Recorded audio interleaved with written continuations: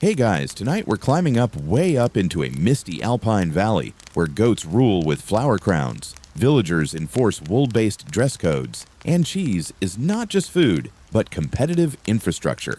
Welcome to the strange, sleep-worthy world of the Swiss Alpine Goat Festivals, where every bleat and bell chime has its place in a rulebook thicker than a monastery's lunch ledger.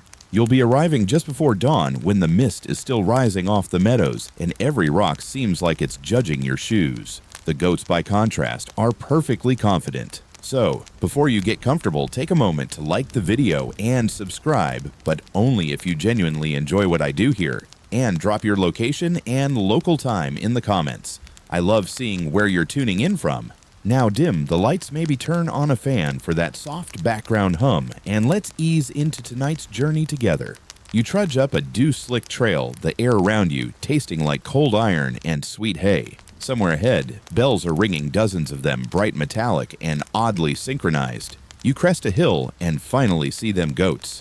Dozens of them, maybe 100. Each one is decorated like it's attending the wedding of a forest spirit. There are flower crowns, embroidered capes, and what appears to be a tiny scepter hanging from the horn of one particularly smug-looking billy goat. This is not a normal parade. You step carefully, mindful not to spook the procession. Villagers line the path, many dressed in crisp, traditional wool high socks, embroidered vests, leather belts wide enough to double as sleds. They nod politely. One woman eyes your windbreaker like it's sacrilege. A man approaches and hands you a booklet. It's a laminated pamphlet titled Rulebook for the 284th Alpine Goat Descent of Oberkuhn. Underneath, in smaller type, read carefully, "We mean it." You open to page 1 and are immediately greeted by a diagram labeled Acceptable Flower Placements by Goat Age and Social Rank. A table shows floral codes, daisies for elders, edelweiss for juniors, and a firm warning against unauthorized sunflowers. Another page outlines the bell protocols. Apparently, each goat's bell must be sized to match its weight. Failure to comply could result in disqualification, public tests, or being shunned from the butter circle, whatever that is. As you read, a large man in green wool blows a horn the size of a canoe. The goats begin moving, slowly, solemnly, like monks returning from pilgrimage. Their bells jangle in coordinated rhythm, guided by a bellmaster who walks alongside with a stick and an expression of deep existential concern. He taps the ground once, then again, adjusting the tempo with a precision you associate more with military drills than livestock. And then you see it, a tiny goat, maybe no larger than a spaniel, trotting out of line. It wears a crown of mismatched flowers. One is a marigold. A murmur rises from the crowd. The bellmaster halts. He kneels beside the goat, adjusts the crown, replaces the marigold with a violet, and whispers something into its ear. The goat blinks. The parade resumes. Later, an old man leans toward you and mutters, "That goat's name is Felix. Last year, he tried to eat the mayor's shoelace." You nod solemnly. You find a spot along the trail where the goats begin descending toward the village. Their hooves clip against smooth stone. The mist has lifted now, revealing wide green meadows and wooden barns roofed in moss. Smoke rises from chimneys. Children chase the slowest goat, cheering like it's a national hero. You glance again at the rulebook. There are 47 rules just for hoof maintenance, including one that simply reads, "Absolutely no glitter. We remember 2009. Historians still argue whether these Alpine goat festivals were born out of religious rituals, harvest celebrations, or just a particularly enthusiastic shepherd's daydream. Some say the goats were honored for their high-altitude milk, which made especially resilient cheese. Others believe the pageantry was meant to keep spirits away from the winter pastures. You watch as one goat stops mid-step to chew on a signpost. A child gently guides it back into place. You smile. Already you can feel yourself settling into the rhythm bells, steps, breaths, mist wool. You're not just watching a parade. You're entering a seasonal ritual older than the road you walked in on, stranger than anything in your city life, and exactly as serious as it needs to be.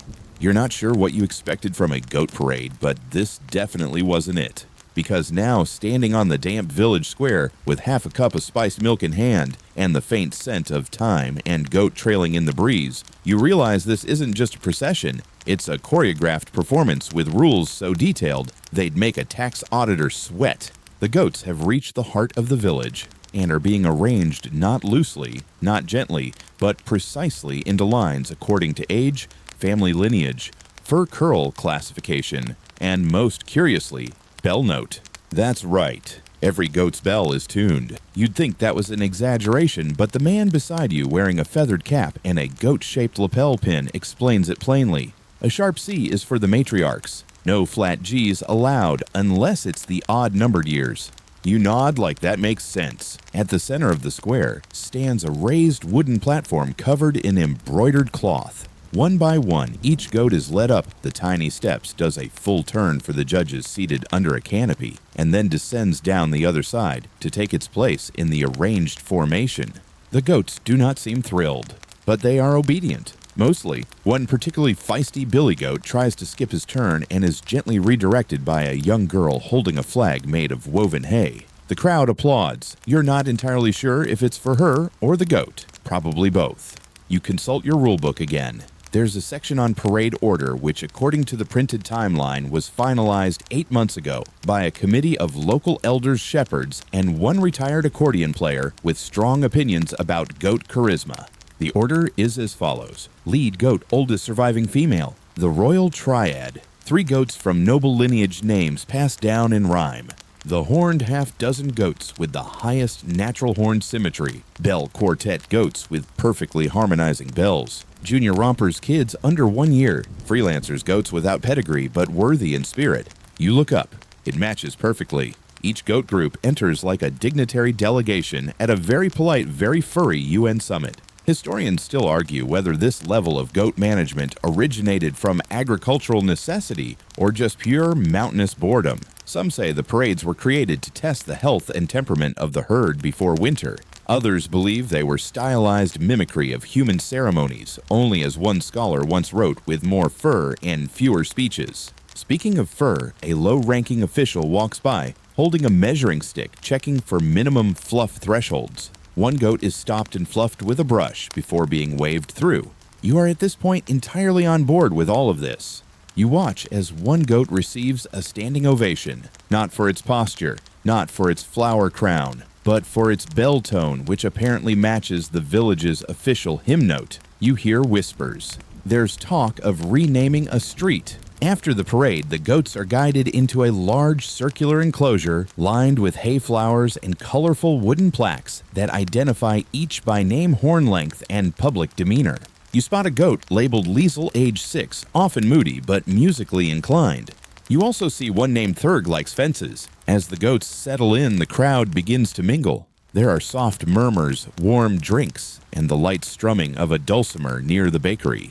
You overhear a quiet conversation between 2 older villagers debating whether a goat's rear leg posture was confident or arrogantly aloof. They both sip tea and agree to disagree. Nearby, a chalkboard displays last year's parade mishaps. Goat number 42 mistook the mayor's cloak for a salt lick. The junior group attempted a spontaneous dash to the cheese cellar. One bell rang in F-sharp, public apology issued. This year, everything seems smoother, eerily so.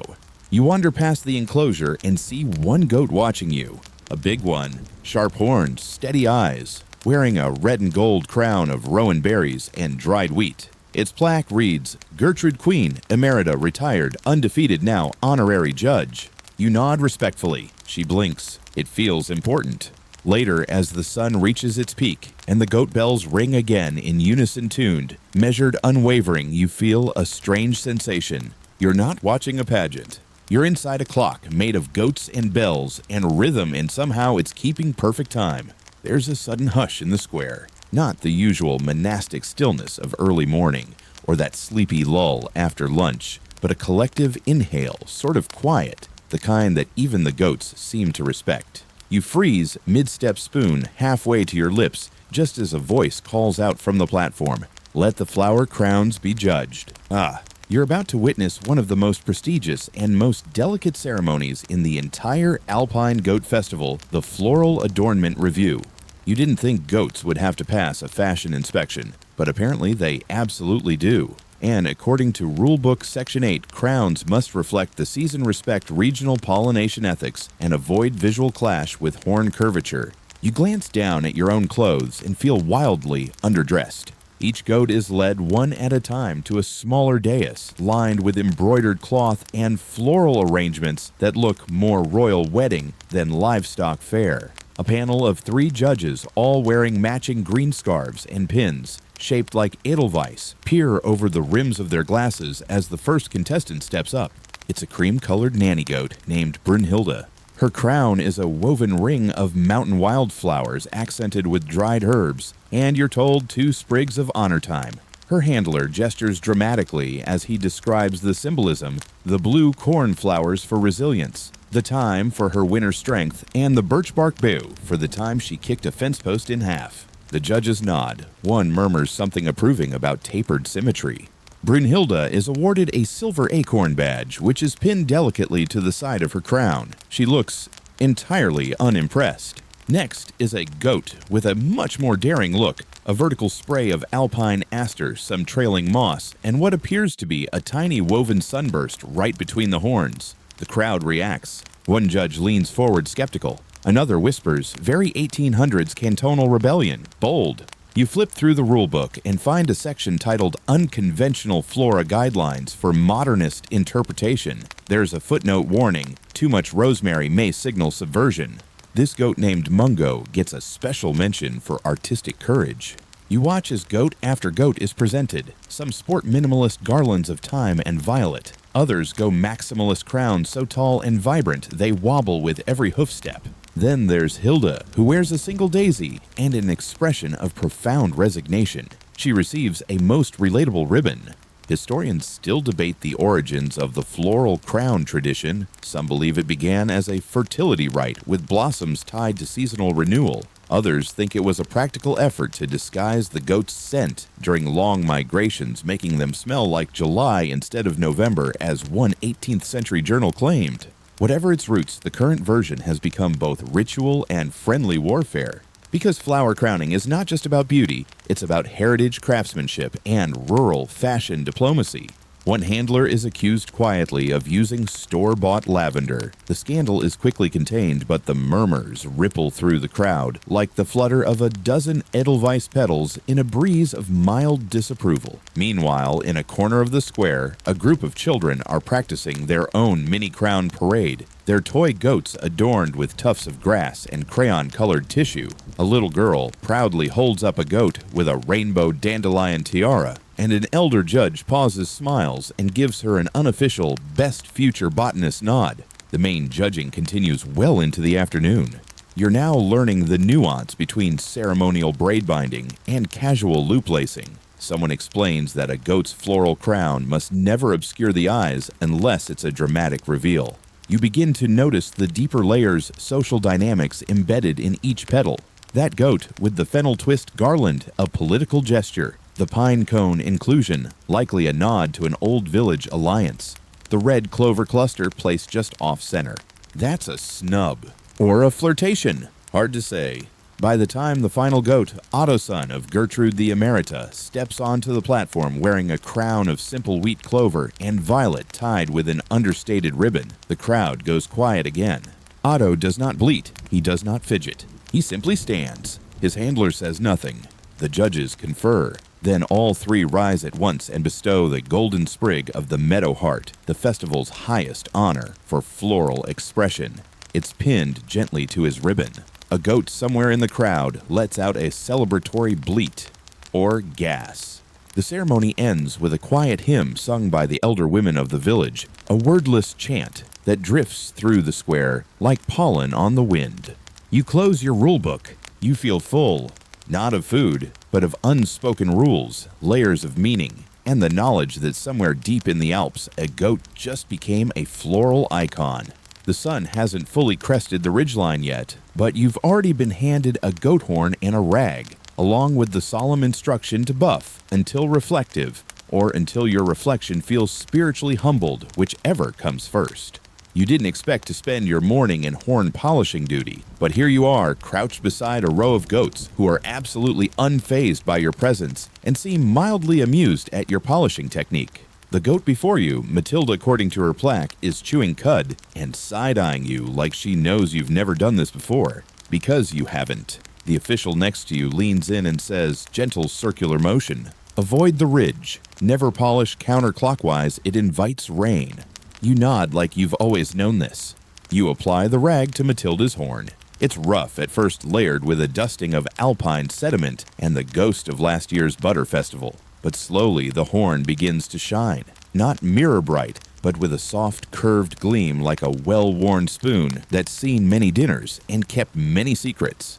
Beside you, another volunteer mutters. They say a goat's horn holds memories. You smile politely. He's serious. He continues polishing them. Too quickly can confuse the spirit of the herd. You have to ease it back to the present. You nod again this time, a bit slower. By your third goat, you're finding a rhythm. Wipe, rotate, buff. The air is crisp, the bells in the background softly chiming, and a faint breeze carries the scent of wood smoke and drying wild flowers. You reach a goat named Bruno whose horn is slightly chipped. A judge pauses beside you, inspects the horn, and pulls out a small goat horn contour stencil to measure its arc. He marks something on his clipboard and walks away without a word. You return to polishing, whispering a quick apology to Bruno just in case. According to the Rulebook, Section 11, all goat horns must be free of residue moss or sediment. You're not sure what to do about that last part, but you keep rubbing. Historians still argue whether this tradition began as part of pre-winter grooming or was adapted from older shepherd rituals meant to invoke mountain blessings. One 17th century diary describes a goat with horns so brilliant it frightened a wolf into turning vegetarian. You believe it. Nearby, an elderly woman is singing softly as she polishes. Her goat, a dignified fellow named Otmar, stands perfectly still, clearly accustomed to this royal treatment. His horns are practically radiant, each curve like a crescent moon carved from dark marble. You feel slightly inferior. That's okay. You're polishing a goat named Helga, who has one ear bent permanently sideways and a very distracting sneeze. As you finish your sixth horn, a small bell rings from the festival stage. Time for the horn review parade. Yes, it's exactly what it sounds like. Goats are led single file down a velvet path. Horns first past a panel of experts who judge for luster, shape, proportion, and spiritual presence. A particularly shiny horn earns a low hum of approval from a judge wearing 3 layers of alpaca shawl. You overhear one official say, "That one's practically prophetic." Another goat with slightly uneven polish and a rebellious smudge near the tip gets a kind but firm headshake. You wince. That was yours. As the last goat passes, the judges confer behind a privacy screen, then announce the Horn Laureate of the Year. It's Otmar, of course, radiant and regal. He receives a small golden medallion shaped like a curled horn and is permitted to bleat into the ceremonial echo horn, which he does with unexpected dignity. The crowd cheers. It echoes back from the cliffs above. And for a moment, you forget how strange this all is. You just know it's beautiful. Afterward, you help brush the polished rags and return them to a chest lined with cedar shavings. Someone offers you a hot cider. You accept. You take a seat on a bale of hay and look out across the festival grounds. Goats grazing lazily. Children weaving new crowns. A man playing a lute beside a goat who's nodding in rhythm. You sip your cider and feel a strange sense of accomplishment. Not for winning anything, but for learning something ancient. For taking part in a tradition that asks for nothing but patience, polish, and reverence, and maybe a steady hand. You glance at your fingers, still shining faintly with wax and horn dust. You've polished time today, and it gleamed back. You wouldn't think cheese could cause so much tension, and yet, here you are standing behind a long wooden table, lined with wheels of aged Alpine cheese, each marked with a cryptic symbol and guarded like crown jewels, watching a judge lean in with the intensity of a cryptographer reading battlefield scrolls. It's the cheese weigh-in, the opening ritual that technically doesn't involve goats, but spiritually absolutely does. You flip to the Rulebook, Section 14. Each cheese must be weighed before the second bell, its heft declared, and its rind deemed honorable. You still have no idea what an honorable rind is. A man in a felt hat mutters that last year's scandal, the Waygate debacle, as it's now known, nearly tore the festival in two. A wheel of Blumenkaze had been accidentally underaged, causing an entire village delegation to storm off in protest, leaving behind only their yodeler. This year, the tension is high.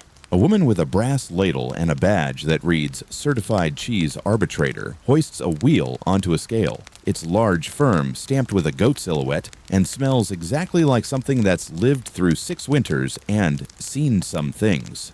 4.6 kilos, she declares. Another judge nods. Acceptable, not audacious. You're not sure if that's praise. Then comes the ceremonial tapping. Each wheel is tapped gently with a wooden mallet and listened to, not for cracks or hollowness, but for resonance. You're told that a well-aged cheese should sound like a confident shrug.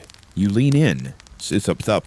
Okay, maybe. The crowd murmurs. Someone begins a quiet debate over whether a recent batch was pressed with too much elbow during the curd stage. You don't know what that means, but everyone seems deeply invested. Nearby, a smaller wheel of cheese is causing distress. It's wobbling, slightly too much moisture, not enough salt. One judge draws a small chalk X on the table and mutters, "Will not survive the toast round."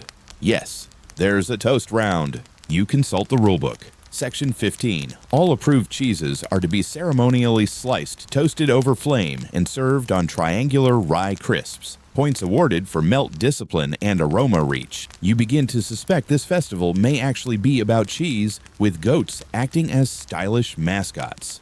The first toasting begins. Slices of the approved wheels are carefully skewered on long, flat paddles and held over an open hearth in the center of the square. It smells incredible, a heady mix of nutty warmth, Alpine herbs, and just the right amount of sharpness. One paddle is too slow, cheese begins to bubble unevenly. The handler winces. Another slice drips slightly before crisping disqualification. But the third. Perfect golden, melt a curl at the edge, an aroma that drifts up and makes you forget your own name. A collective sigh ripples through the crowd. Someone faints softly onto a hay bale. A woman whispers, "That's the one." The toast slices are handed out one per person. You bite in. It is everything. Crunchy, creamy, smoky, and so rich with flavor, you half expect a choir to rise from the mist and sing praises in 4-part harmony. You chew slowly. The goats in their pen chew grass with comparable serenity. Historians still argue whether cheese rituals like this stemmed from ancient rites of seasonal storage or were simply a way to show off which village had the most patient herders. Some believe cheese was once traded not with coin, but with song and embroidery, judged by its ability to hold a note and age with grace. You finish your slice. You feel aged, gracefully. A final cheese is brought forward, enormous, nearly a meter across, rolled in on a cart, carved with goat heads and wheat motifs. This is the festival wheel, not for slicing, not for eating, only for weighing and witnessing. It's hoisted onto the central scale. The number, 22 kilos even. The crowd gasps. Someone throws dried herbs into the air. A small boy runs up and kisses the wheel, then is gently escorted away. It's the biggest wheel in 14 years. The judges stand and remove their hats. A choir of 6 yodelers belts out a brief melody that sounds suspiciously like a national anthem, but slower and with more cheese-related vowels. You bow your head instinctively, and in that moment, surrounded by melted joy, toasted bread, and the sacred thup-thup of confident cheese, you understand something simple. In this place, rules exist to protect delight, and sometimes delight melts perfectly. You thought your socks were fine. They were wool. They were warm. They were a sensible gray, which in your city life had always passed as understated elegance. But here in the village square, during peak costume enforcement hour, your socks have become controversial. A man in a long green coat and an expression carved entirely from disappointment approaches you holding a clipboard. He eyes your ankles. No dye pattern, he says quietly. You blink. He gestures toward your legs, then holds up a laminated card showing approved sock varieties for festival observers. There are 16 types: pine branch twist, late harvest chevron, goat foot spiral, and your personal favorite flax heel with mountainberry edge. Yours tragically match none. He shakes his head and offers you an alternative loner socks. They're thick, intricately patterned, and frankly magnificent. As you change into them behind a curtained booth labeled Redemption Area, a woman hands you a badge reading Culturally Aligned Observer. You are now permitted to proceed. Welcome to the Alpine Dress Code Enforcement Zone. You step back into the festival with fresh socks and new humility, noticing details you missed before how every attendee is dressed not just traditionally, but according to role. Herding scarves are dyed with onion skins and tied with a half knot to the left. Butter churners wear aprons embroidered with the goat horn spiral. Cheese judges wear hats with tiny cloth wedges stitched into the brim.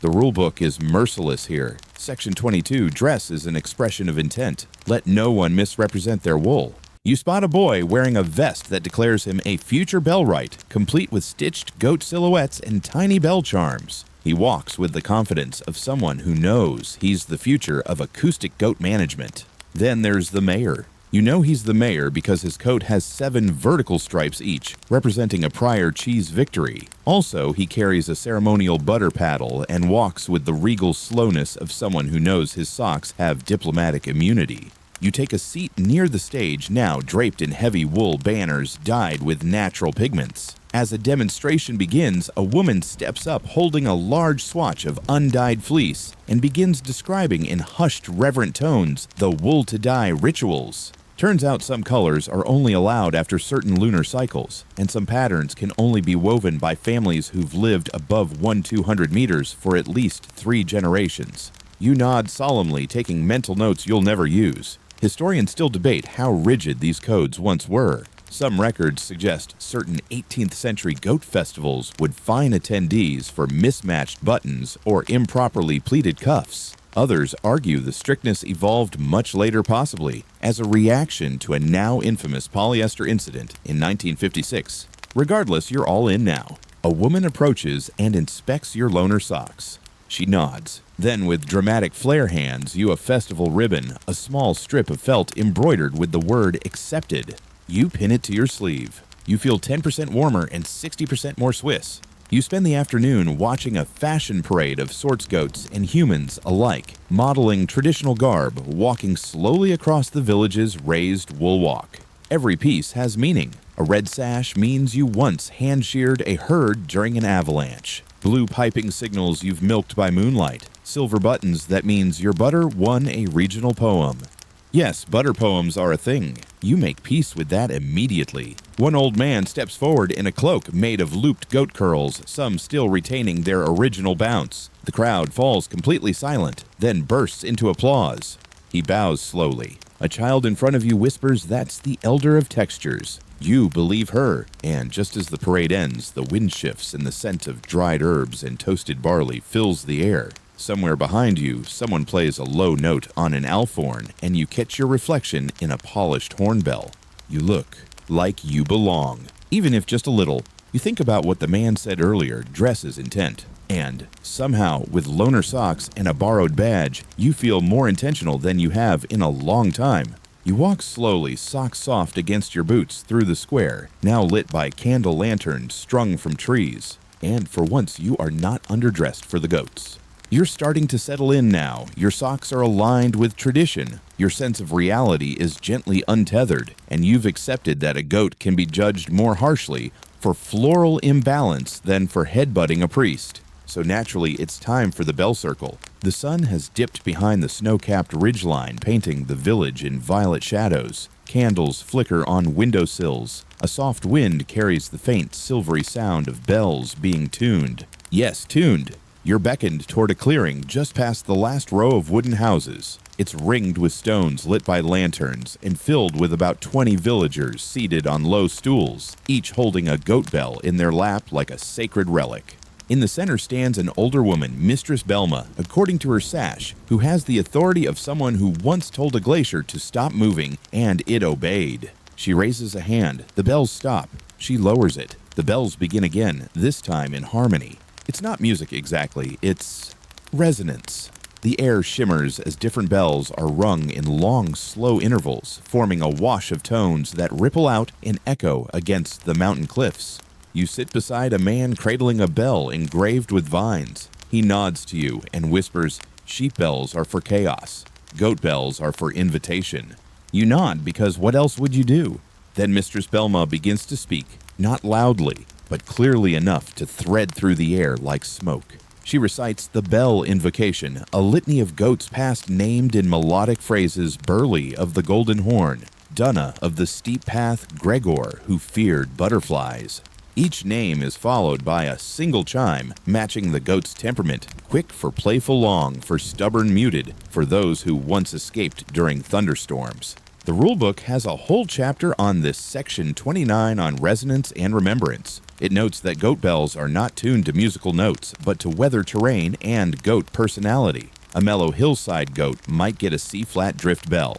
A cliff leaper might carry a G-sharp warning tone. Historians have speculated this practice dates back to the earliest Alpine transhumance patterns, when herders relied on bell tones to gauge distance attitude and whether their goats were plotting something. Tonight it's ritual. You're handed a bell's small brass warm from the lap it came from. A child leans over and says, "That one belonged to Edda. She could unlock latches with her teeth." You hold it respectfully. When Mistress Belma gestures, you chime it. It rings out clear with a little skip at the end like a goat hiccuped halfway through a victory dance. The villagers nod in approval, and then something stranger happens. They begin to hum. Not a melody, a drone low and soft vibrating in your chest like distant thunder. The bells layer in first staggered, then synchronized until the clearing is vibrating with a resonant chord that feels like it's being etched directly into your bones. You sit very still, unsure if you're being serenaded or gently exercised. Either way, it's working. Mistress Belma raises her arms and the bells fade. The hum dissolves. Silence returns, but not an empty silence. A charged quiet like the mountain itself is listening now. Someone hands out mugs of warm milk and honey. You sip in silence, your ears still ringing pleasantly. A few villagers begin to softly pack their bells back into linen wraps, tucking them into carved wooden boxes lined with lamb's wool. You overhear a man saying tonight was in E major with a touch of moon shadow. You choose not to ask what moon shadow means. Instead, you help stack the stools, offer your thanks to Mistress Belma, and begin the quiet walk back to the village. Above you, the stars have multiplied. The bells still echo faintly across the valley, bouncing from peak to peak like gentle memories on tour. One goat watches you pass, chewing slowly. She blinks as if to say, "Good tone." You nod. You may never hear music quite like that again. And that's okay. Because tonight you were part of a concert for goats, ghosts, and granite. Morning comes with a chill and the sound of hooves. You blink awake to the rhythmic tap of cloven feet on cobblestone punctuated by low bleats and the occasional clang of a breakfast bell, not for the villagers but for the goats. They're being led from their pens to begin the most anticipated portion of the festival goat performance day. You pull on your now culturally aligned socks, grab a piece of honeyed rye bread from a passing basket, and follow the noise to the field at the edge of the village. There, a wide space has been cleared and lined with garlands and flags. A wooden archway bears a painted sign that reads, "Trials of Spirit and Hoof, let the champions bleat." You're ushered to the side where a row of villagers are seated with clipboards and embroidered cushions. In front of them stands the goat arena, roped off neatly hayed and divided into lanes. A hush falls, and then from opposite sides of the ring, they enter the Goat Whisperers. Yes, that's their official title. Yes, they wear cloaks. Each whisperer walks with purpose, flanked by their finest goat companion. The goats you notice aren't just walking, they're strutting. Heads high, horns gleaming, tails giving a light, confident flick. The announcer, a man in a deep green vest and a hat shaped like a miniature mountain, calls out the first event, the Precision Grazing Gauntlet. You consult your ever-handy rulebook. Section 31 outlines it thoroughly. Goats must graze through a custom obstacle course, nibbling only from designated flora stations, avoiding forbidden plants, such as wolf's bane holly sprigs or unseasoned kale. The first goat free-to guided by her handler, Ingrid, enters the course. She pauses, sniffs, moves delicately around a pile of decoy cabbages, and begins munching a small patch of hand-washed clover. The crowd exhales in approval. Then comes Niels, who darts straight into the parsley zone and chews like rent is due. 1 point deducted. Each goat is graded on form restraint and what the judges call moral nibbling. A slightly biased bleat can cost you dearly. You're fascinated. This is not chaos. This is competitive decorum. Next up, the bell balance relay. Goats must walk a winding path of hay bales while balancing a miniature bell on their backs. If the bell falls, the goat must freeze until a judge resets it without touching the goat. The handler may hum or softly yodel to remotivate the animal. Yelling is forbidden. Cheering is frowned upon. Encouraging glances are allowed once. Greta, the smallest goat in the lineup, finishes the course flawlessly. The bell does not even rattle. Her handler wipes a tear from his cheek.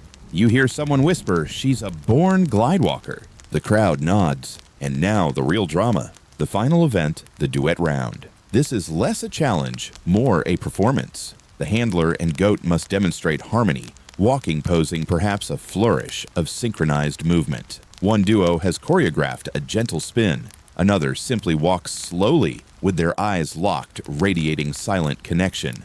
Then there's Elsa and Birgit, the reigning champions. As the music begins, a lilting zither tune, Birgit lowers her head, circles Elsa, and rears up gently, before landing in perfect stillness. Elsa bows deeply. The crowd gasps. One judge audibly says, "We may never see such form again." You close the rulebook. It has nothing to say about grace. Historians still debate whether these goat and handler routines began as demonstrations of training skill, or if they emerged from older rituals meant to honor herd spirits. Some point to 13th century manuscripts depicting monks dancing beside goats under full moons. Others say that's just how monks stayed warm.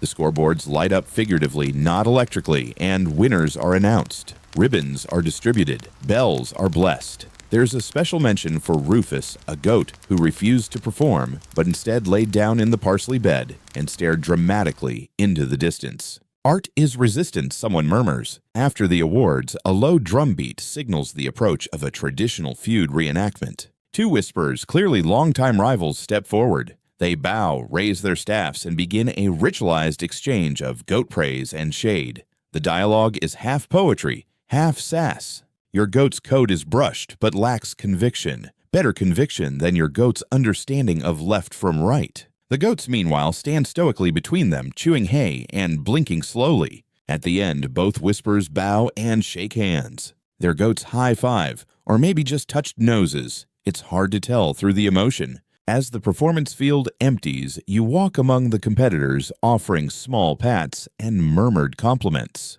To Greta, elegant as snowfall. To Nils, bold parsley choices. To Rufus, your silence spoke volumes. And when you return to the village center, you find a mug of hot whey and a simple biscuit waiting served by a child in a sash that reads Junior Bell Coordinator. You sip slowly, watching the last rays of sunlight hit the mountains. Today was about more than goats. It was about partnership, about harmony, trust, and the subtle choreography of beings who don't speak the same language but listen just the same. If you thought the goat parade was the peak of oddity and precision, you haven't yet experienced the duet of the yodelers, a tradition as mystifying as it is mesmerizing. It begins as many things do here with a bell. A soft resonant chime from the chapel tower signals that the time has come. Villagers gather near the communal barn, which has been transformed into an open-air stage ringed with fir branches and goat silhouettes painted in whitewash. At the center, a tall wooden post carved with musical notes stands like a totem of harmony and theatrical tension. You take a seat on a rough bench between two wool-cloaked elders who nod at you, then whisper simultaneously, "It's a nun year." You blink. Before you can ask, a hush falls over the crowd. A woman in a starched habit and Alpine boots steps forward. This is Sister Agatha, the most feared, most respected, most pitch-perfect judge in the canton. Word is, she once silenced a yodeling contest mid-note because someone hit a B-flat when the sheet clearly said "be natural." She's holding a goat bone tuning fork. This year's yodeling contest, according to Rulebook Section 40 on ritualized vocalization and competitive tone etiquette, requires all contestants to perform in duet pairs, one human and one goat. Yes, the goats yodel too, or at least they participate. The first contestant, Herr Ludwig, steps forward with his companion Anneliese, a brown and white goat wearing a velvet neck ruffle. He clears his throat. The crowd holds theirs. And then, "You lay I hee ha," Anneliese replies with a snort in a proud stomp. The crowd bursts into polite applause.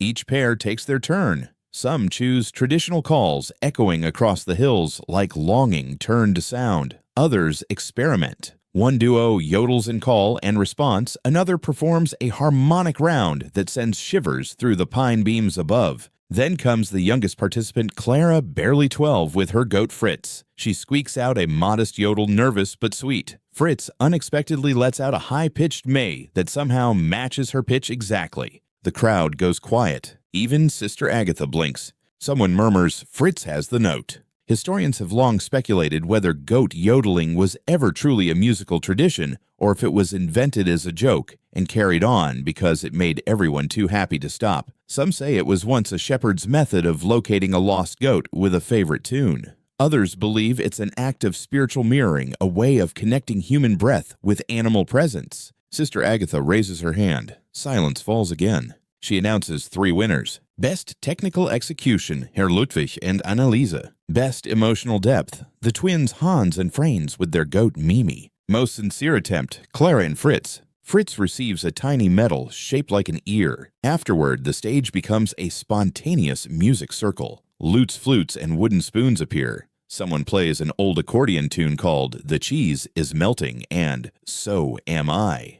It's surprisingly moving. You wander toward the back of the barn where goats are being treated to celebratory snacks, carrot slices, oat puffs, and something suspiciously like apple strudel. One goat is sipping from a small bowl of warm goat milk while being serenaded by 3 children. Fritz is surrounded by admirers. Someone is already sketching his profile for the festival poster next year. You catch him mid-blink and swear he's giving you a wink. You step outside to clear your head. The stars are out now, and the chill has deepened. Distant bell chimes float on the air. You can still hear faint yodels, some from goats, some from people, some from those wonderful blurry spaces in between. A local sidles up beside you with a flask of mulled cider. "We used to have a 3-part yodel category," he says, "but the goats got too competitive." You nod sipping. It's sweet-spiced and strong enough to make your ears feel musical. Back in the village, the last yodel fades into laughter, and someone starts a low chant, a lullaby in a dialect older than roads. The goats, now fed and flattered, curl up near their pens, their bells muffled with bits of cloth for the night, and you sit on a hay bale head, tilted back ears, still humming with tones that are part song, part bleat, part dream. This wasn't just a contest. It was a duet with wonder. You've eaten many strange things in your life, some out of curiosity, some out of politeness, and one out of a poorly labeled lunchbox, but nothing quite prepares you for the invitation you received this evening. You're stirring the butter of remembrance tonight. You blink. The elder who delivers the news just nods, places a carved wooden spoon in your hands, and points you toward the butter pavilion. This is not a joke, nor is it a side event. The butter spoon ritual, you soon learn, is a central part of the Alpine Goat Festival, one shrouded in mystery, steeped in tradition, and governed by more rules than the bell choreography. According to the Rulebook, Section 46, which smells faintly of cheese, the butter must be stirred, only clockwise, with one hand, while maintaining steady eye contact with the pot. During the singing of the Butter Ballad, which is performed live by an accordionist wearing gloves made of cured goat hide, you enter the pavilion and find a large wooden churn at the center, surrounded by villagers seated on straw bales, sipping warm buttermilk and watching the proceedings with the reverence usually reserved for ancient scrolls or newly baked strudel. The churn is carved with symbols, goat horns, wheat sheaves, spirals, and a few marks that look suspiciously like musical notation. The butter inside, it's glowing, or at least shimmering in the candlelight. An elder steps forward and dips a finger into the churn, tastes, it nods solemnly. It's ready. You are motioned forward. The spoon feels heavy in your hand, not physically, spiritually. It's worn smooth by generations of churnings. Someone whispers, "That spoon has known more regrets than the mayor's first cheese wheel." You plant your feet. You begin to stir, clockwise, slow and steady. The butter is thick, slightly gritty, rich with herbs, and something you can only describe as ancestral. The crowd begins to hum. Then the accordion starts. The butter ballad is haunting. Low, slow, full of minor chords and soft vowel sounds stretched across long bars. It tells the story of goats lost in snow, of butter churned in silence by candlelight, of milk that curdled not in failure, but in love. You keep stirring. You dare not stop, not even when a drop of butter jumps out and lands on your sock. You simply adjust your wrist and continue as all good stirrers do. Another rule: do not speak while stirring. So when a child whispers, "If you stop the cheese," forgets its name, you only nod. After 12 revolutions, a bell chimes. The accordion fades. You stop. A woman approaches with a cloth-wrapped ladle, dips it in, and places a spoonful of the butter on a wooden cracker. She hands it to you. You chew slowly. It tastes like memory. Salty soft, a little bitter rich with stories and the exact taste of a day when it rained just enough to make the grass sweet. You look up, eyes moist. Someone behind you whispers he's seen the churn. You're gently led to a bench where other past stirrers sit sipping warm cider in reflective silence. The butter is passed around, each guest receiving one reverent bite. No one asks for more. No one needs to.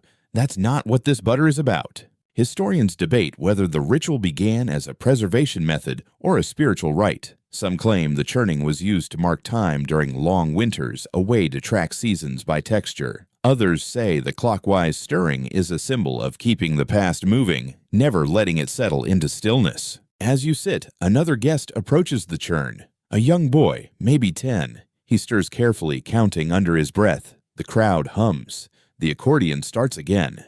You exhale. Above you, stars are beginning to pierce the velvet sky. A goat nuzzles your elbow, curious. You offer her the last crumb of cracker. She takes it gently. You lean back, eyes closed, the butter settling in your stomach and your soul. You have churned, tasted, and been tasted in return. And for the first time in a long time, you feel like you've added something worth remembering.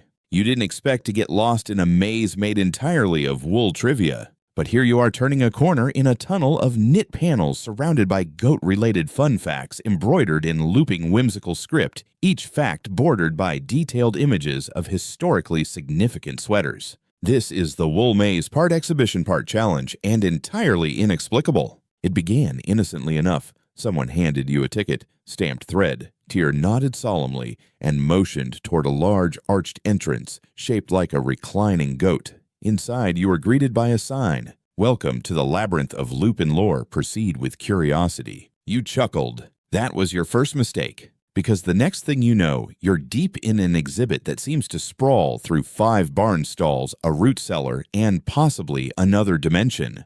The walls are padded with thick knitted panels, each one a soft mural telling stories of goat spinners, monks, and heroic wool sorting during 14th century blizzards. Every few steps you're met with a fork in the path, and each route is labeled with tempting signs like, "Follow the path of itchy socks," or "Venture into the realm of unshrunk legends."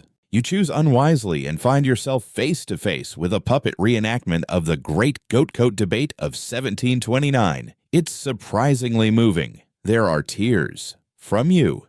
The next chamber is dim lit only by woven lanterns shaped like drop spindles. A voice from somewhere above begins to narrate a slow melodic tale. In the year of the tangled skein, a single goat named Rupert united 2 feuding knitting guilds with his majestic winter undercoat. You sit enraptured. A knitted goat blinks at you. You blink back. You continue on.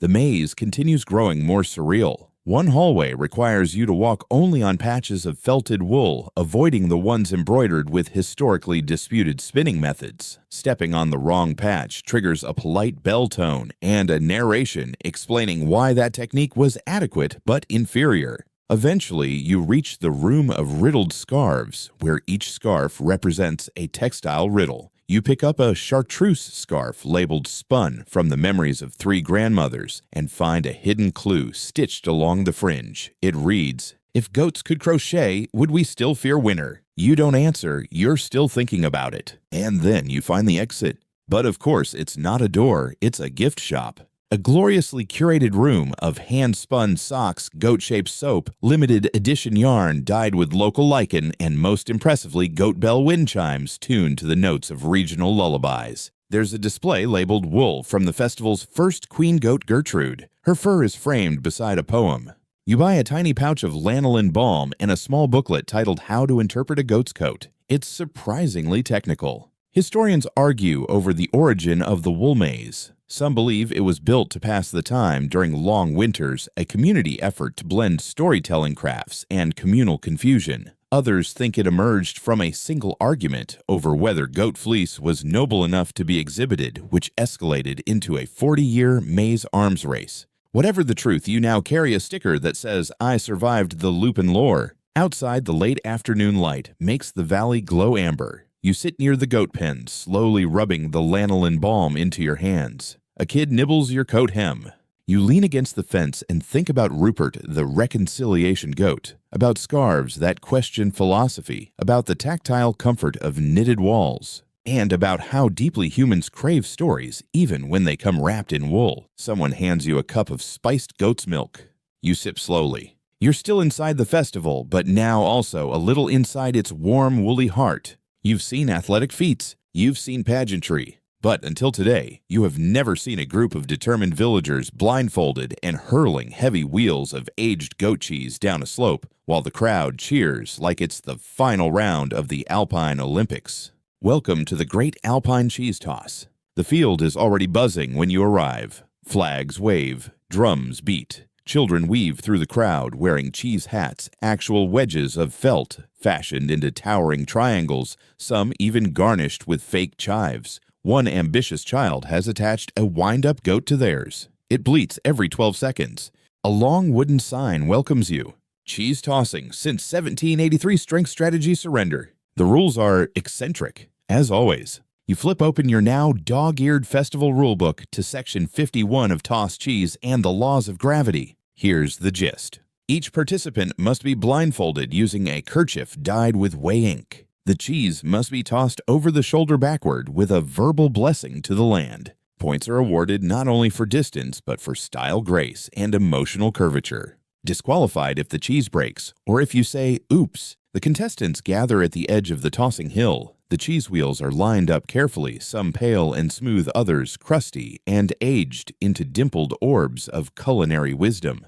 You're handed a small card to score the round. It reads, use this 1 to 10 scale, but trust your gut. Or your goat. First up is Marcel, a wiry man with a yodeler's lung capacity and a reputation for surprising throws. He steps forward, blindfolds himself, mutters something about butter spirits, and lets the wheel fly. It arcs, perfectly spins like a golden planet, and lands with a soft thump just beside the measuring pole. The crowd murmurs solid start. Next is Frau Hilda, known for her aggressive underhand style. Her wheel bounces off a rock and knocks over a vendor's lemonade jug. The splash is spectacular. She receives extra points for dramatic tension. A hush falls as Brother Wolf, a visiting monk, takes his turn. His cheese toss is less a throw and more a gentle lob accompanied by a whispered prayer. The wheel rolls curves and somehow ends up back where it started. The judges nod. A metaphysical cheese. You start to lose track of time.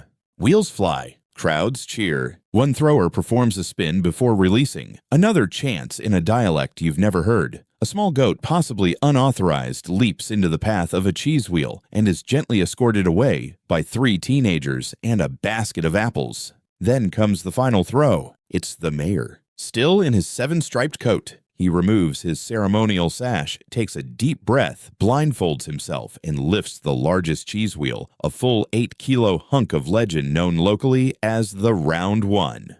The drums fall silent. He heaves. The wheel soars. It turns again, then lands beyond the hill, beyond the marker, into a field. No one breathes. Then a single reverent clap, followed by cheers, bells, yodels, a Highland horn. The mayor bows. Someone places a crown of chives on his head. A ribbon is tied around his wrist. The goat from earlier returns and licks his boot in approval. According to local lore and the rulebook footnote, any cheese that crosses the outer grassy threshold is deemed eternal and must not be retrieved until after sunset. Historians still debate how this event began. Some say it was a symbolic harvest act offering a portion of aged goods back to the earth. Others claim it started when a wheel of cheese accidentally rolled down a hill, knocked over a judge, and became legend. Regardless, it now stands as the rowdiest, roundest rite of the festival. After the event, the field clears. Cheese fragments are gathered, toasted, and served with herbal honey mustard. You accept a slice on dark rye, sit under a goat-shaped topiary, and reflect on what you've just seen. The cheese was not just thrown.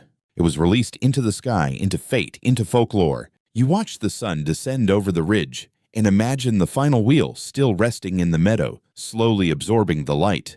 Tomorrow they will retrieve it.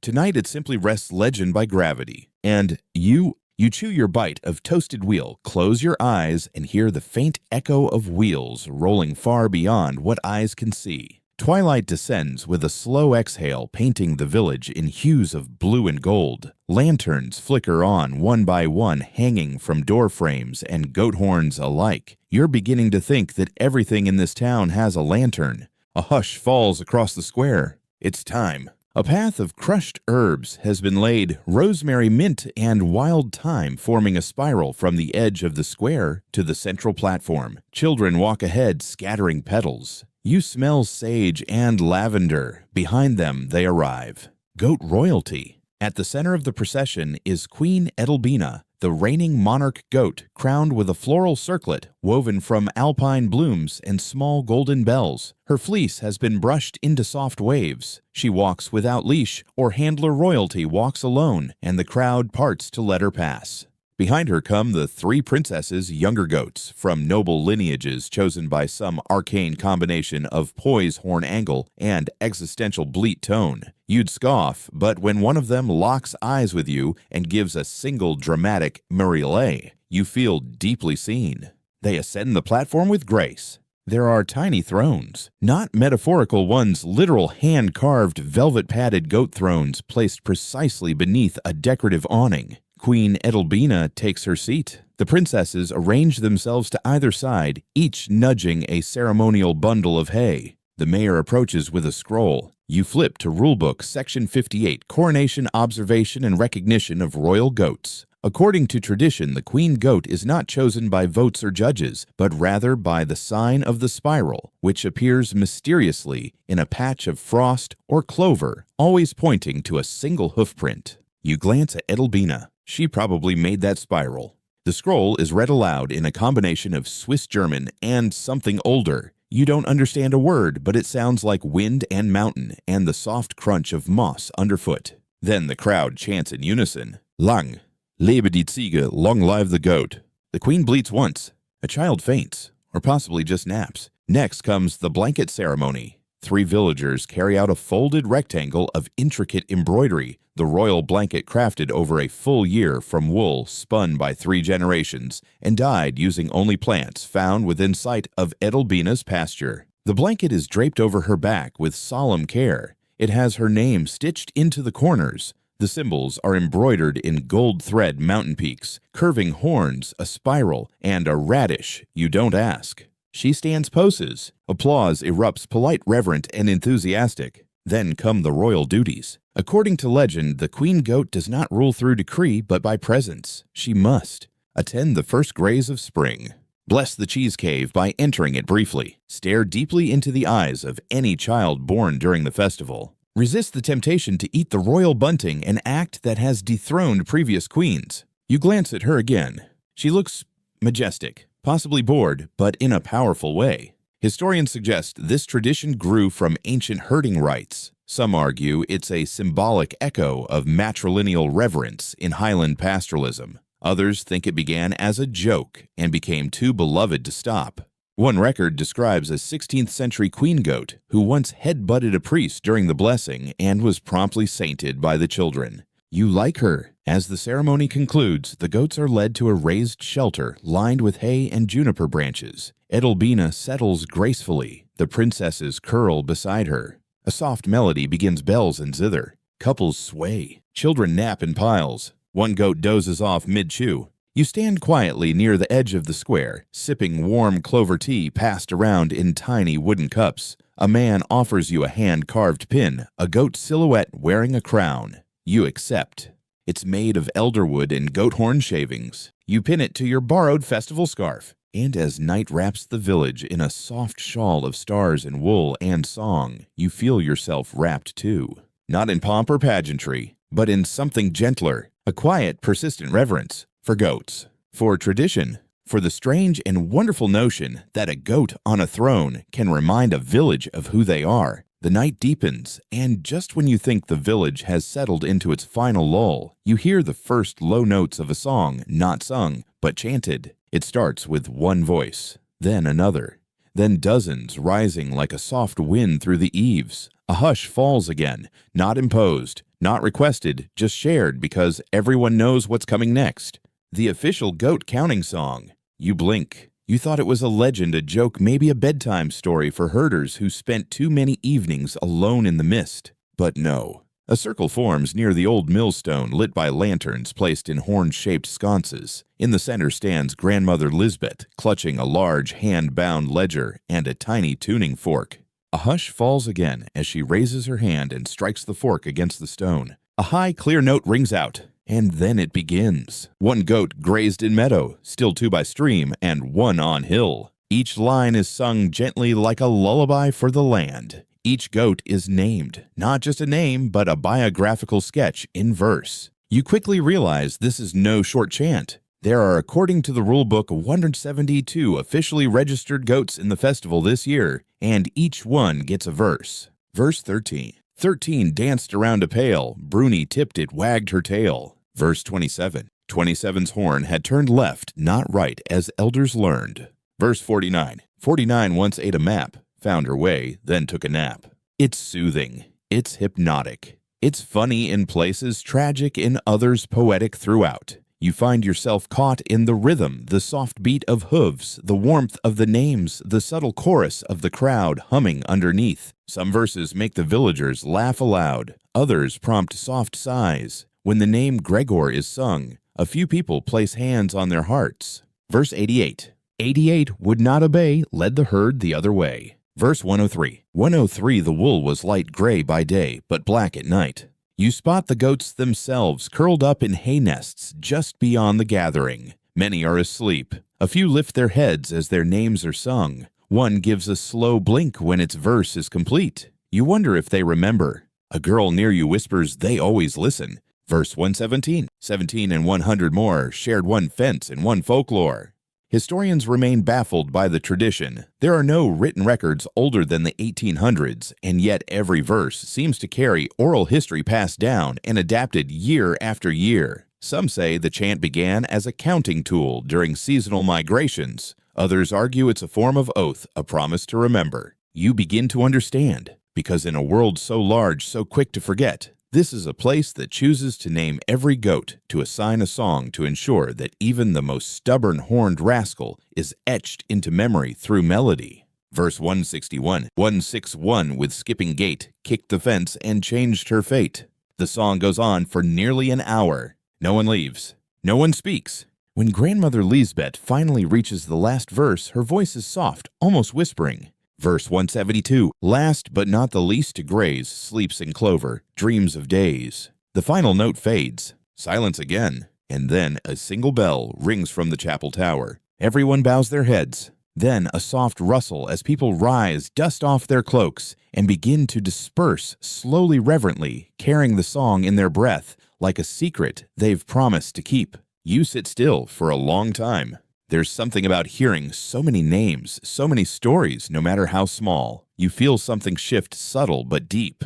The night is colder now, but it feels kinder. You wrap your scarf tighter, whisper a thank you to no one in particular, and walk past the sleeping goats.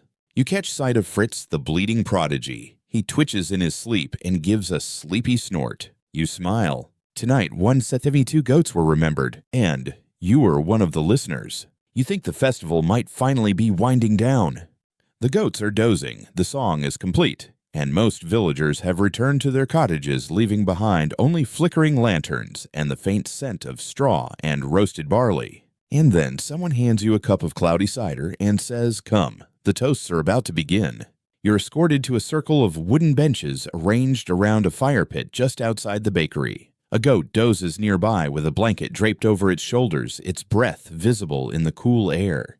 The flames are low, the coals glowing like embers of memory. Someone passes around a jug of something fragrant and warm. You take a sip, apple cider spiced with clove cinnamon, and just the tiniest bite of fermented mystery. A villager clinks his tin cup with a wooden spoon. He rises, and the first toast begins. Not in English, not even in standard Swiss German. The dialect is something ancient and rustic with round vowels, soft consonants, and phrases that sound like they were shaped by wind through pine needles. It's melodic, but almost entirely untranslatable. You glance at the others. They're nodding, eyes closed, some smiling, some tearing up. The speaker ends his toast by raising his cup and uttering what you think is a blessing or perhaps a joke about cheese. It's hard to tell. Everyone drinks. The next person stands. She's younger, and her toast includes a story about her first goat who once got stuck in a well-escaped and then brought back a lost slipper from the woods. You drink again. The third toast is even stranger. It includes a line that loosely translates to, "When the clouds forget the mountain's name, may your fleece stay dry." You drink even though you're not entirely sure what that means. This continues, toast after toast, each one mixing memory-riddle humor and something like poetry. No two are alike. Some are funny. May your cheese ripen before your luck sours. Some are cryptic. A goat who sleeps through thunder has nothing to apologize for. Some are heartbreakingly sincere. To the goats we name but never call home. Eventually, someone gestures toward you. You're invited to speak. The cider has warmed you from within, and the fire has softened your edges. You stand. You hold your cup. And, though your words are clumsy, your accent, off your phrasing, unsure you speak from where the butter sits in your chest, you thank them for letting you witness the strange, sacred beauty of their rituals. You finish with a phrase you remember from the song. Sleeps in clover, dreams of days. There's silence. Then soft applause. Someone presses a pine twig into your palm. It's not symbolic of anything. It's just part of it. Later, the circle breaks into smaller groups. You sit beside a boy who translates some of the earlier toasts for you. If your goat finds mushrooms, follow her. She knows. Never challenge a bell maker to silence. You can't yodel at regret, but you can hum at it. You sip your last drop of cider. A goat curls beside your boots. The stars are so clear now you feel you could count each one and match it to a bell tone. Historians believe these cider toasts evolved from midwinter vigils, where villagers would take turns speaking while warming their hands. It wasn't about eloquence. It was about showing up, about pouring something of yourself into the shared fire. There's no competition, no winner, no record of who said what. Just warmth. Just memory. Just stories stirred like cider, spicy, a little murky sweet when held to your chest. As the fire dwindles, someone begins to hum the melody from the goat counting song. Others join in, not as performance but as instinct. And you realize this isn't a festival built on spectacle. It's built on repetition, on rhythm, on returning again and again to the same notes. Like hooves finding the same path, like bells ringing across the valley, like cider still warm in your hands even after the cup is empty. It's well past midnight now, but no one seems in a rush to sleep. You've wandered from cider fires to silent courtyards to the edge of the village pasture, where the last formal event of the festival is quietly beginning, the moonlight horn-off. A group of villagers, most wearing long cloaks and holding Alpine horns taller than they are, stand arranged in a gentle crescent beneath the night sky. The goats are bedded down nearby, but several have lifted their heads, ears twitching as if they already know what's coming. The only light comes from the moon and a few lanterns covered with blue fabric to soften their glow. It gives everything a dreamlike silver cast, as if you've stepped into a story no one told you, but your body already remembers. A judge raises a hand, then lowers it, and the first horn sounds. It's a low, breathy note part, foghorn part whale song, part old tree groaning softly in the wind. It carries across the valley and bounces off the cliffs, returning just a second later, like an echo that's aged in transit. The second horn answers, higher, then another. This one's slower, winding. This continues, each horn speaking, not just playing. Some calls are melodic, some are percussive, some are almost animal. One sounds like a question, another like a lullaby for giants. And the goats, they listen. Some sway slightly, some stretch, then lay back down. One bleats softly in what you can only describe as perfect harmony. You flip to Rulebook section 63 on horn-generated echoes and the dialogue between stone and goat. It includes a diagram of sound waves ricocheting between peaks and a footnote that reads, "The goal is not to impress, but to belong." You nod. That makes sense. A woman in a silver shawl steps forward for her solo. Her horn is inlaid with carved spirals and tiny flecks of goat horn dust. She closes her eyes and blows a single note that bends, then rises, then falls like a leaf in slow motion. Silence after. Then applause, quiet, respectful, sincere. You're handed a listening scarf. It's a square of woven wool meant to be draped over your head and shoulders to enhance your hearing. You comply. Everything softens. You close your eyes. You hear the crackle of firewood from far off, the shifting weight of a goat settling nearby, The soft beat of a distant drum echoing back from the pass? The stars probably humming. Historians can't agree on the origin of the horn-off. Some say it began as a way for herders to communicate between valleys. Others believe it was a midnight courting ritual disguised as music. Still others claim it's an offering to the mountain spirits, a kind of sound tax for using the slopes each season. You stay for every performance, even the one that cracks slightly halfway through, especially that one. After the final note fades, the horns are set down with care, and the players bow to one another. No one claps now. Instead, a moment of collective silence. Then someone begins the echo waltz. It's a dance technically, but no one moves quickly. Just soft swaying. Some alone, some in pairs, some just holding a horn like it's a dance partner. You join in. No one minds that you don't know the steps.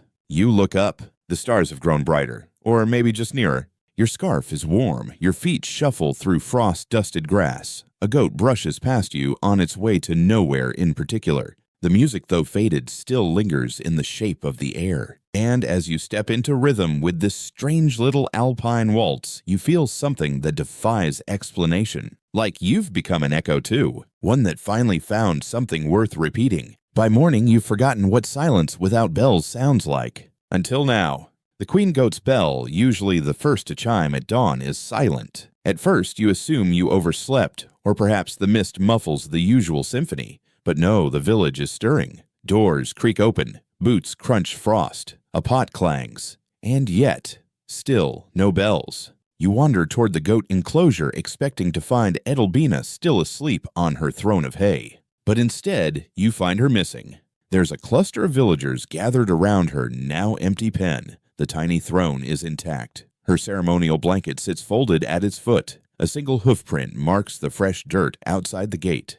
Everyone is whispering the same thing. She broke the rules. And indeed, according to the Rulebook Section 65, on nocturnal boundaries and royal containment, the queen goat must remain within the boundaries of the ceremonial fence until the final bell procession. No exceptions, not even for royalty. One child clutches a sketch of Edelbina drawn in crayon and asks, "Does this mean she's not queen anymore?" A judge with weary eyes responds, "She may be more queen than ever." Because Edelbina didn't just wander off, she escaped. There's no sign of struggle, no bent fence posts, just a single rope neatly chewed through and hoofprints leading away first toward the woods, then disappearing into the frost. The mayor holds a quiet meeting. Do they cancel the final bell, delay the descent? But the villagers shake their heads. One woman says the mountain will tell her, and so the ceremony goes on. Sort of. You join the procession slower, more somber, the goats unusually quiet. Bells are carried instead of worn. The royal bell is held by Grandmother Lisbeth, wrapped in soft velvet and cradled like a sleeping lamb. The crowd moves to the goat trail, a narrow path lined with pine and frost-brushed grass. This is the silent descent, the closing ritual where goats are traditionally led bells muffled back into their higher pastures, a symbolic return to freedom, a seasonal sigh. But today, everything feels slightly off. You flip to section 68, when the queen is missing. It's a short section, mostly blank, except for one line. If the queen walks beyond, follow only with ears. The trail winds through the trees, slowly rising into the hills. The morning is crisp, the sun filtering through the firs in golden shards. You keep pace with the other's boots soft on the earth. Halfway up, something changes. You hear it. A single bell, faint but clear, from somewhere off trail. You stop. Others do too. It rings again, then a second time. But no one chases the sound. Instead, they stand heads tilted listening. Because that's what the rules said. You smile. You understand now. She didn't break the rules. She followed the deeper ones, the older ones, the ones that whisper that sometimes to truly lead, you have to go alone. The villagers finish the descent and release the goats one by one into the upper pasture. Bells are unwrapped, collars refastened. The quiet is broken but gently. Some goats gallop, some stroll. One immediately tries to climb a tree. You linger as the final goat steps into the grass. A child rings a tiny handbell once. The sound echoes through the hills like a punctuation mark on a long poetic sentence. And that's it. The crowd turns back. You walk slowly, letting the procession move ahead. Behind you, the bells grow fainter. Then, just as you round the last bend, you hear it. A bleat far off, then a bell. Edelbina. Of course, no one sees her return. She won't join the final picture or receive another crown. She doesn't need to. Her journey is already legend. Back in the village, the thrones are dismantled. The embroidered banners are folded. A pot of stew simmers over a low fire. You sit by the chapel wall and look out at the hills. You think about rules, about traditions, about when to follow, and when to quietly wander off into the frost to remind people what's possible. Edelbina taught you that, and you'll never forget it. The festival is almost over, but not quite. There's one final duty before the mountain exhales and the goats return to their unceremonious beloved ordinariness, the wool offering. You find yourself inside the weaving hall, which smells of cedar shavings and damp fleece. The rafters are hung with tapestries, some decades old, others begun just days ago. The morning light filters through gaps in the timber walls, casting the space in dusty amber. At the center of the room are 20 sacks of wool, each labeled with a family name, a date, and a phrase written in curling script. Most of the phrases are abstract, for quiet storms, from the thaw. Heard in hoofbeats. You're handed a clipboard and a pair of soft wool gloves. Your job, sort the wool. No, not by weight, not by color or texture, but according to Rulebook Section 72 by Vibe. Yes, you read that right. The wool must be sorted into 5 categories. Wool that remembers, wool that forgets, wool that waits, wool that dreams, wool that decides. You pick up the first bundle. It's light gray, springy, and smells faintly of rosemary and something toasted. You hold it in your hands. The woman beside you says, "That's remembering wool clearly. You can feel the tension." You nod solemnly. You place it in bin 1. The next bundle feels floaty, drifty. It sheds just a bit when you touch it. A young man near you whispers that one always ends up in dreams. Every year. Bin fear. A third bundle is heavier knotted in places as though it's been thinking too long. Definitely bin 5 wool that decides. You glance over at the judge's table. They're not watching closely. That's the point.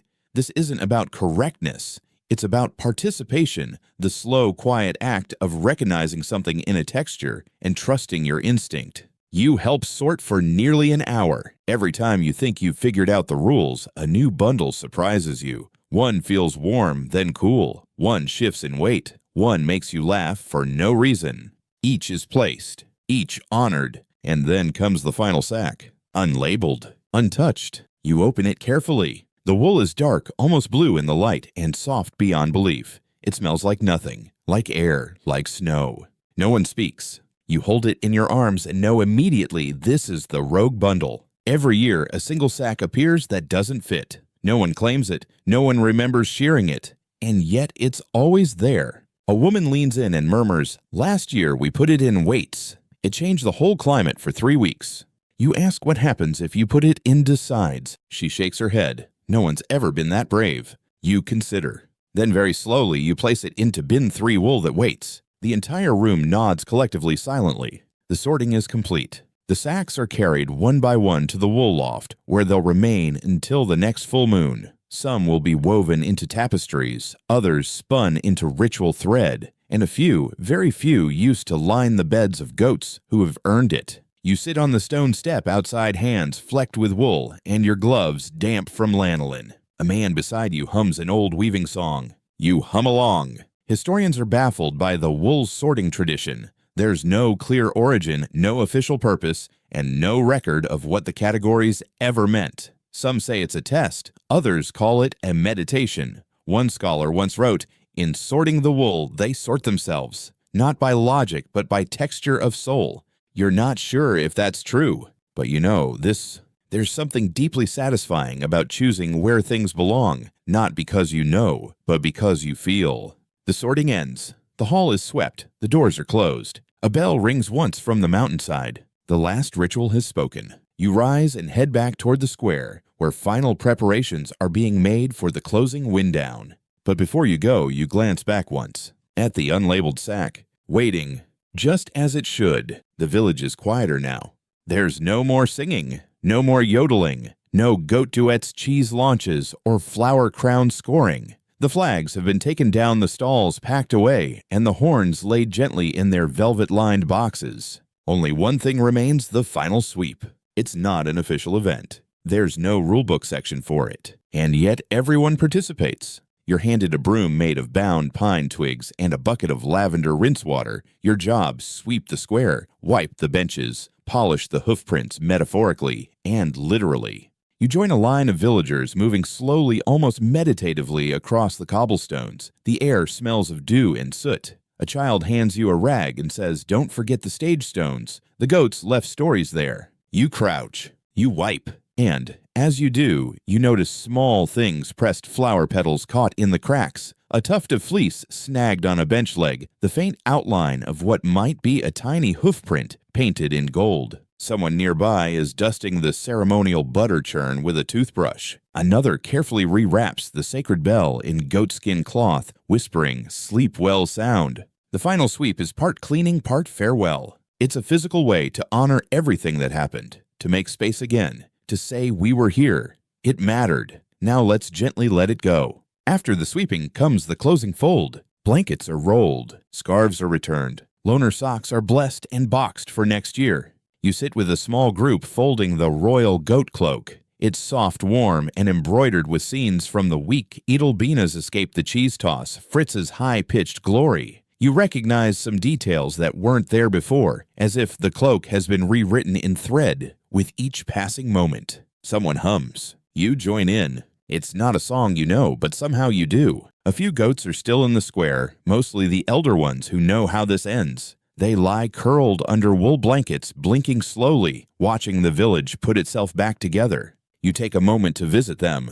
You sit beside Gertrude, the retired Queen Emerita, and offer her a final oatcake. She accepts, chews slowly, then bumps your knee with her forehead. It feels like a blessing. One by one, villagers begin to say goodbyes. There are no grand speeches, just nods, soft claps on the back, and phrases like, "Until the next fleece," "May your bell ring warm," "Tell Edelbina we understand." You don't want to leave, but you also know you can't stay, not really. This isn't your mountain, but they let you borrow it. Before you go, you're handed a small parcel, a piece of festival cheese wrapped in beeswax cloth, a sprig of thyme, and a tiny bell on a red thread. No words, just a smile. You tie the bell around your wrist. It doesn't ring when you walk, only when you laugh. You pass the last barn, the one with the painted goat mural. You notice a new detail in the corner, just added, still drying. It's a little figure in gray socks, with a clipboard, smiling at a goat. You smile back. At the edge of the village, you pause. You look back. The square is clean. The benches are empty. But if you squint, you can still see the outlines where the goats sat, where the cheese flew, where the stories landed. You hear one final bell, not from the village, not from Edelbina, from your wrist. Just a small chime, just enough. You walk on. Hey guys, tonight we've wandered through parades of goats and flower crowns, tuned their bells by temperament, and followed one particularly ambitious queen into goat legend. But before we say goodnight, there's one last story still unfolding. Because even now, with the festivities over, the villagers don't rush.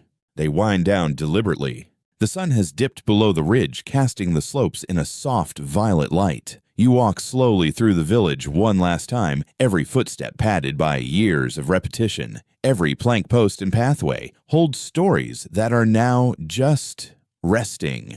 At the chapel door, someone has lit 3 candles. Inside, there are no prayers, just silence. A goat rests in the doorway, legs tucked beneath her eyes, half closed. You recognize her from earlier, the shy one with the uneven horns and the unexpected ribbon for most expressive nostrils. You give her a nod. She blinks in return.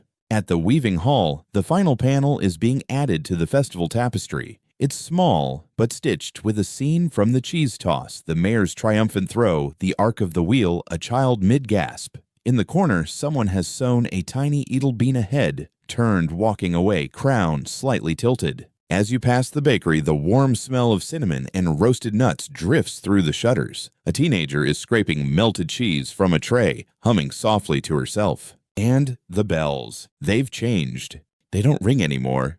They breathe, softly like memory. You take a seat on the bench nearest the goat pasture, your favorite spot now, and look out at the fading sky. The stars haven't fully arrived, but their outlines are there. You can feel them thinking about blinking. One by one, the goats bed down, some in clusters, some alone. One walks to the edge of the field, stares at the horizon, and lies down exactly where the light ends. A perfect silhouette. A final punctuation mark. Someone sits beside you. You don't look to see who. It doesn't matter. You listen to the final sounds of the festival. A ladle clinking gently in a cider pot. A snore from an overfed goat. The whisper of someone brushing hay from their cloak. And then the wind picks up lightly and you hear the bells again. Not ringing, not clanging, but resonating. Like they've taken everything that happened, the cheese, the crowns, the song, and held it inside. No need to repeat it. Just remember it softly. The wind dies down. You feel your eyes grow heavy. The goat beside the chapel is still watching you. Maybe you're not meant to understand all of it. Maybe that's the point. You lean back, pull your borrowed cloak a little tighter, and whisper a thank you to Edelbina, to Gertrude, to Fritz, and to every villager who let you sweep a cobblestone or polish a horn. You weren't born here, but for one beautiful, ridiculous, unforgettable stretch of days, you belonged. Now dim the lights, maybe turn on a fan for that soft background hum, and let's ease into sleep together, one hoof step at a time. Good night, little goat. Good night, mountain. Good night, bells.